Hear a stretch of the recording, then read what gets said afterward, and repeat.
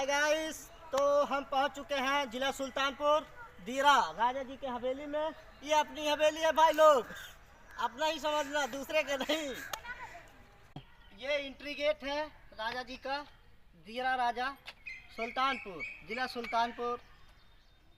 ये दीरा राजा का तोप है, तो आप देख सकते हैं राजा जी के पुराने जमाने का तोप है।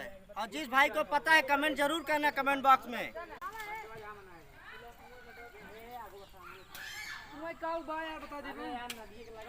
दोस्तों, ये हमारे राजा जी के मेहरबानी से रानी महंत कुमारी बल्लभ भाई पटेल इंटर कॉलेज है, जहाँ पे बच्चों की शिक्षा का बच्चों की शिक्षा की अति उत्तम व्यवस्था किया गया है। दोस्तों, ये राजा जी का मेन एंट्री गेट है, जिसे प्रवेश द्वार बोलते हैं।